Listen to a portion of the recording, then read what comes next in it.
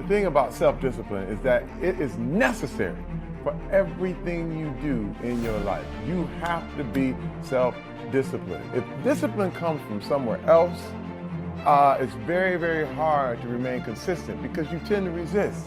It's wild because I see trainers and they're in the gym with people, and the guy or girl that they're working out hates their workout, hates it, because the discipline is coming from somewhere else. It's something that you dread every time you go in. You don't really want to do it. It's like, but oh no, my trainer's here. He's about to, beat me up and make me feel crazy. Well, the truth is, every trainer should work his way out of your life. Anybody who's working you out, your teachers, your trainers, your people, they have to train you to get out of your life. So you can go ahead, do your own workout, do your own thing, practice self-discipline. Now, one thing I want to straighten out, big time. Discipline is not punishment. It's not. Discipline is training.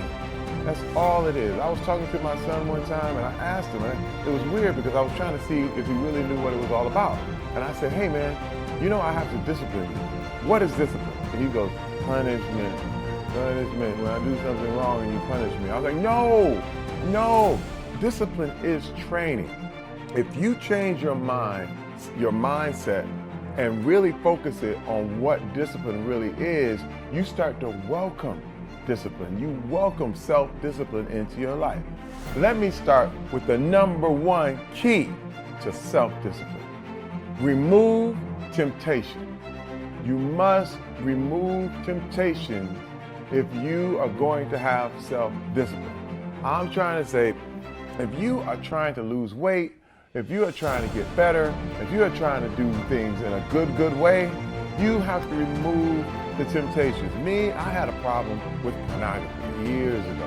And now, it's one of those things that I had to eliminate temptations. I had to eliminate things that I felt would trigger me and get me back going on the wrong path. And it's really, really subtle. One of the things is by examining the way you think and how you act in a given situation. I find that there were times like Friday night is when I felt like that was the time to view pornography. You know why? Because I remember everyone going out on Friday and it feeling real sexy and feeling like woo, and women and this and dancing and partying and all that. And then I would do it. I'd say, no, I'm not gonna do that. I'm a good boy, but I'm gonna stay home and I'm gonna watch porn, which was a horrible, horrible habit. So Friday night, I know when those feelings are coming and when I get sensitive and I feel like, this might be the time to click on something, you know what I mean? And I know it and I head it off at the path. You just make sure that you know where you are and you avoid those temptations. Same thing with eating. If you know you have a problem with donuts, do not go to the donut shop to get your coffee. You know what I mean? Go to a place that doesn't have donuts or something that you know is your vice, that you know you shouldn't do.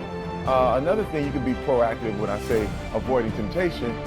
If you want to really consistently make the gym a part of your life, set your clothes out for the gym the night before, and it will remove the temptation to not go to the gym. When you wake up, all of a sudden you have your clothes there and you just hop in them. Instead of looking all over the house, I can't find my shirt, I can't find my socks, I don't know what's going on.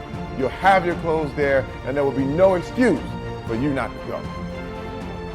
Avoiding temptation is a way of life. By doing one thing differently, you can avoid all kinds of temptation, and it is the key to your self-discipline.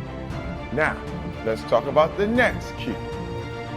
Number 2 is to eat regularly and healthy.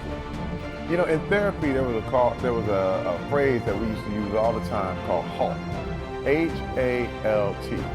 And that means when you are hungry, angry, lonely, or tired, you have to be really, really conscious of what's happening. It's called HALT. Anytime you're hungry, angry, lonely, tired, HALT. Look at what you're doing. Examine it. If you're hungry, get something to eat. If you're angry, calm down. Think about where you are. Get yourself in a good mood.